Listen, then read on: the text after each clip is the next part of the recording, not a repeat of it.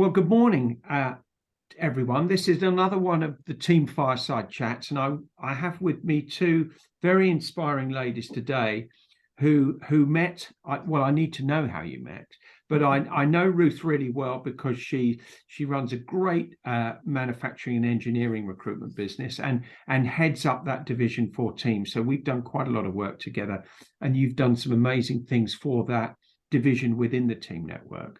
But you introduced me to Charlotte shortly after I took over Team, and I was really interested in sharing that story today, the Be Career Confident, because that's a sidetrack diversion away from recruitment, but it's supporting recruitment and the community that we love and we make money out of, our candidates. So I think it'd be great if you could tell the story on how you met and how the business came about. Morning. Very good. Good morning. Good morning. Charlotte, would you like me to go? Go for it, Ruth.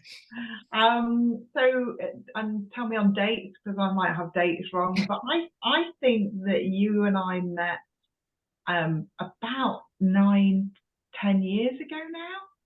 Yeah. 10 years probably. I think it's nearly 11. Is it? Okay. It's not right. So let me just count my grey hairs and see. Oh, no, it's definitely 11. It's interesting. I remember things visually. Mm. So I remember where I met people in what sort of surroundings. So we initially met at the Team Midlands meeting, at Philippa Hart Team Midlands meeting. Sure. And I'm going to be honest, Charlotte, I can't really remember too much about that chat, but I do remember our first meeting at the Holiday Inn at Junction 2 of the M6, which was halfway between our businesses. Charlotte's based in Northamptonshire, I'm based in Staffordshire. So we obviously clicked, and you can tell us there's a bit more about the team meeting, but we definitely clicked. We were face to face, and we said let's have a coffee.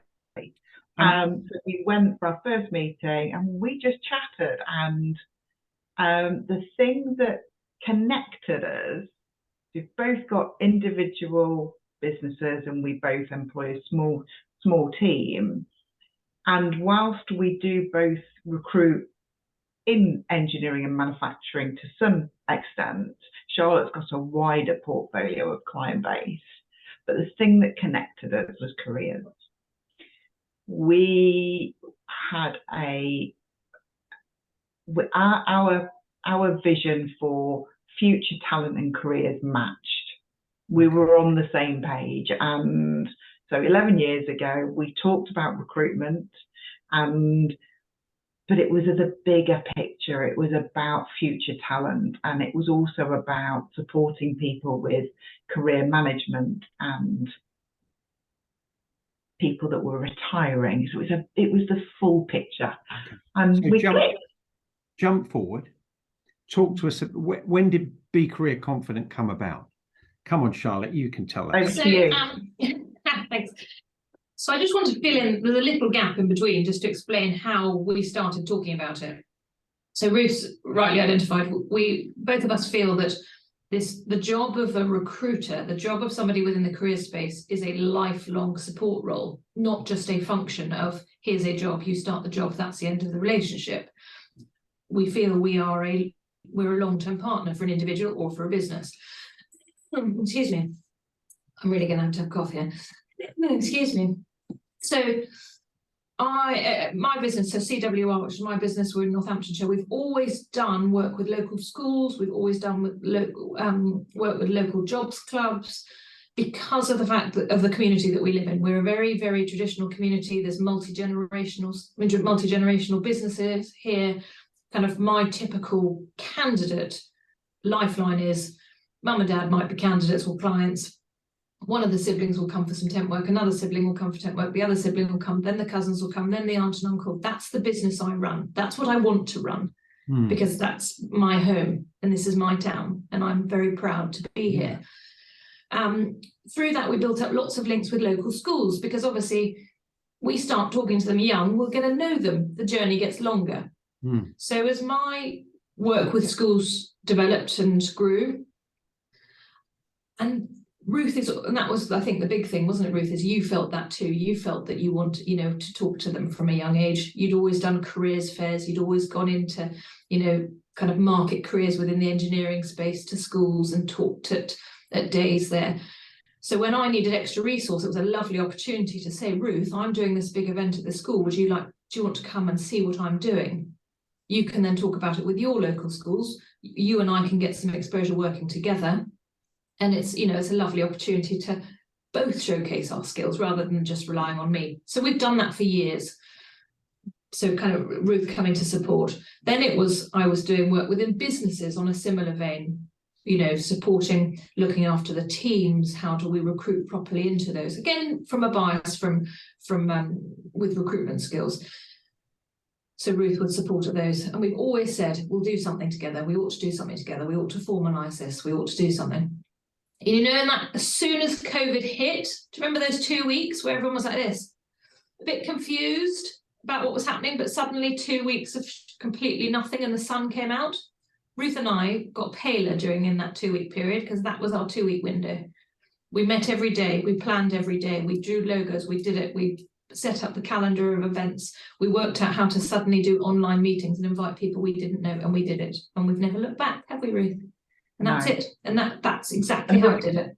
And the reason we did it at that point, Simon, was we knew at some point the industry flips. And there is a lull. We didn't think it would be a pandemic, but something happened. The pandemic changed in very different ways. But we always wanted to be there for people when things get tough. And at that point, there was so many questions on people's minds of what's going to happen with my job? Do I want to go back into that work environment? How's my mental health? But on the flip side, for our clients needed the support. So we were putting on, and Be Career Confident stands for being confident in your own career, but empowering your teams to be confident within their careers, within your businesses. So we help individuals and businesses to have strong lifelong careers and career planning. So in the pandemic, we've got HR managers and operations managers and MDs trying to navigate, well, what does our workforce need? What does our workforce want? Does that match the commerciality of our organisation? So now the partnership sits on both of our recruitment businesses, but it's that extension of when you're not physically recruiting, what other support do you need? Where do you find that future talent? How do you build those relationships with external stakeholders so that you're tapping into those future skills? How do you exit somebody in a safe, protected and legal way, and maybe offering them some careers coaching as they leave your organisation through redundancy or possibly a severance deal? So it's the full circle. Charlotte talks in circles a lot. My mad lifelong. I've just had James on, as you know, from Thinking Circles. This is a very circular discussion. There you go. And I know, because I sat in on a couple of wonderful sessions you were doing. You're also teaching other recruiters, weren't you, to become coaches and support their communities better. That was an interesting project. And has that developed as well? Yeah, there's a wonderful network of Be Career Confident associates that have come through from that, which has allowed us to tender for bigger projects, continue to work remotely to support each other and other businesses. So we've had big outplacements projects, haven't we, Ruth, of a big firm that we're relocating that involved group workshops and one-to-one coaching, which was too big a project for one of us as a business, but we were able, for 3 or 4 businesses to be involved in that, which has been amazing. We do a lot of peer-to-peer work still and peer-to-peer support for each other to encourage that coaching. It is a wonderful, wonderful network of people. And I think what's been so good is all of us are recruiters as well. So we are there at the forefront. And quite a lot of people said to me over the years, you love coaching and training. Why are you still a recruiter? It's like, because the day I stop recruiting, the day my advice is out of date. if I'm still at the forefront of what's happening in the market, looking at the labour market, knowing where the jobs are, where the opportunities are, where the industries are going to, where are growing and not, then we're able to offer and talk about current information. And I think that on Be Career Confident, one of the things Ruth and I felt really, really important was to be able to voice and have those difficult conversations and say, this is what's happening now, folks. We're okay, and we're going to discuss it, and we're going to plan, and we're going to work through it, rather than having that 3-month lag before a topic was on the news. Yeah. Because all of us could come together and, and we're all throughout the country. We've got people in Devon, we've got people in Staffordshire, we've got people, Derbyshire, we've got people in Wiltshire, and all the way further, and Scotland. And to say, right, what's happening for us all? What are the issues? What are the concerns? And how can we address them as a team? So yeah, it is morphed, and it's interesting as we move into this next phase of the market. And as Ruth said, recruitment, for probably a year hasn't it just been a topic where people go, ooh, can't find candidates, can't, there's loads of jobs, I apply, never hear. And as Ruth said, it's about all the other bits that you can still do for your people, that you can still do for yourself for wider career planning. So it's been a lovely addition for us to be able to work on a lot, and continue to work on this last year as well. I'm keen to hear from you about how you feel 2023 might go, and the relevance of Be Career Confident in that, and also, so what are your thoughts on 23? We've still got 1.1 million live jobs. That is a dip by about 200,000 from 3 or 4 months ago, but it's still, if you exclude that peak from 2022, it's the highest we've had for 20 years in terms of live jobs. But half a million. Yeah, 500,000 people aren't working over 50, and they could be. Some of those challenges really worry the market, I think. I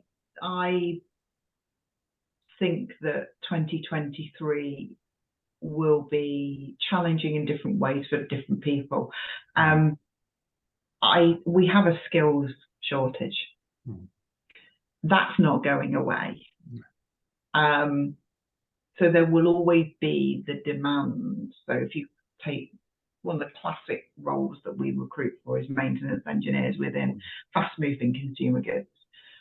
Apprenticeships within that sector stopped 20 years ago. Yeah. Probably more, to be fair. And then they have started them again. The big companies are all doing them. But there's still not enough skill out there. So while we've got a skills gap in engineering, in finance, in marketing, which we do have, and people have looked at different ways they would like to work, I think there's a challenge.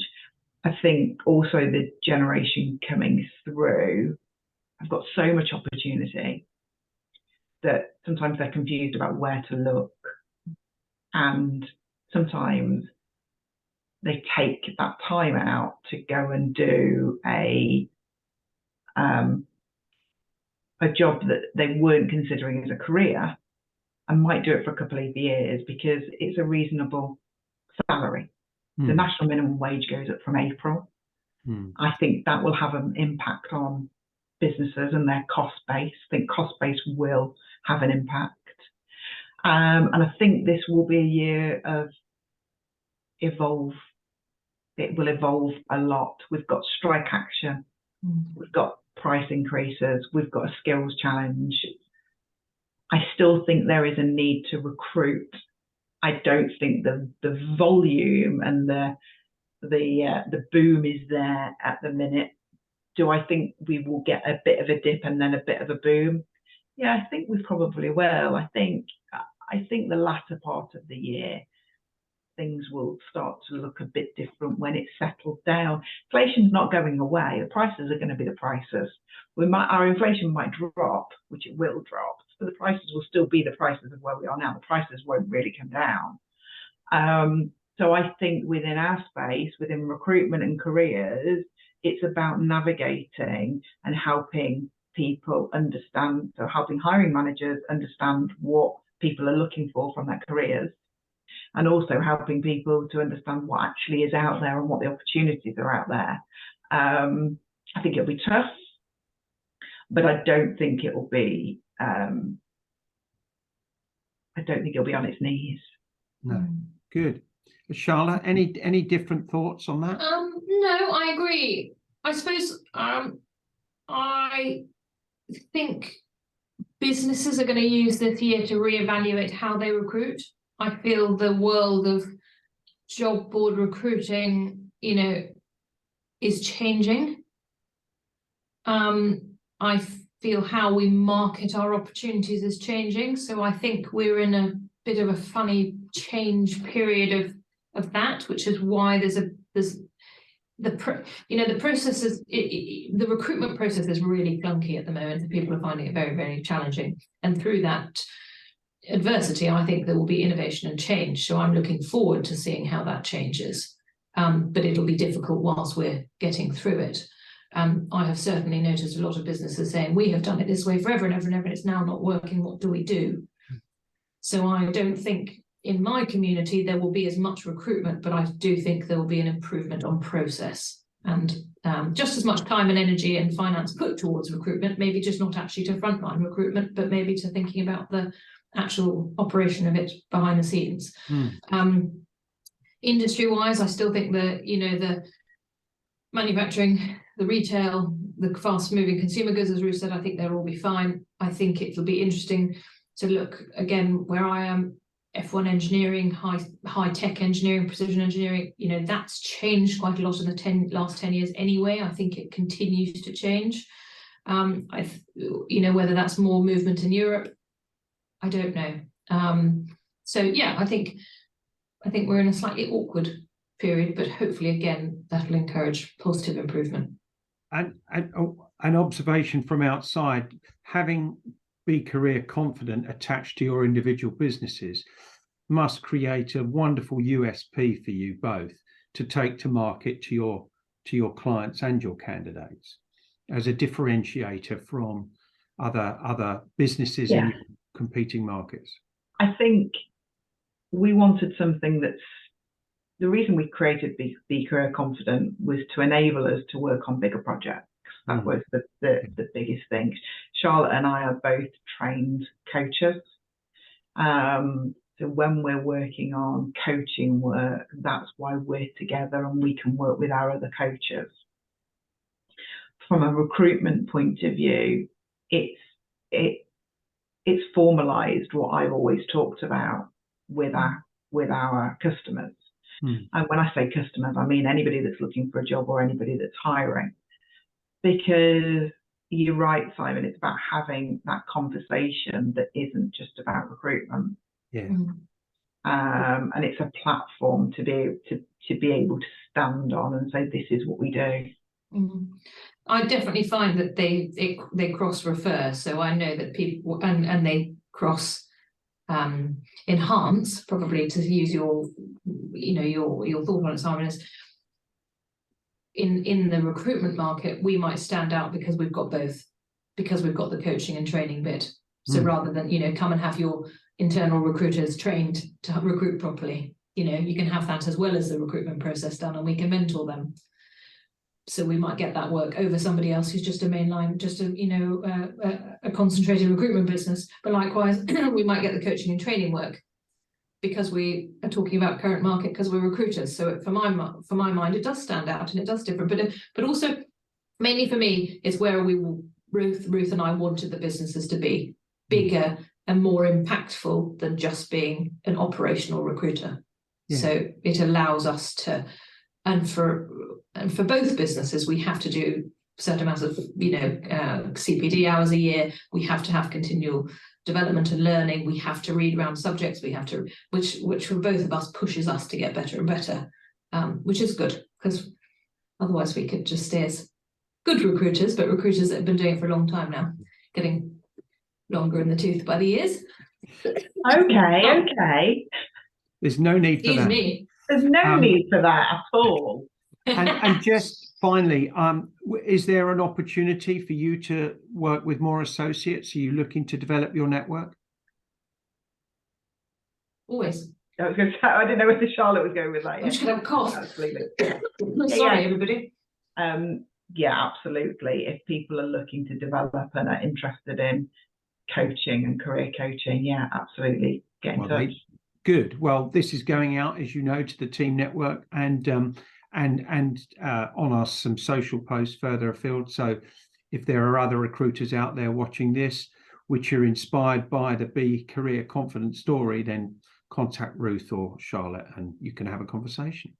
Well, ladies, thank you very much for today. Great to hear your story. I think it's a wonderful, evolving story that's still going to continue to grow, and wish you all the best with it for 23 and beyond. Thank you. Thanks, Simon. Thank you. Bye-bye now.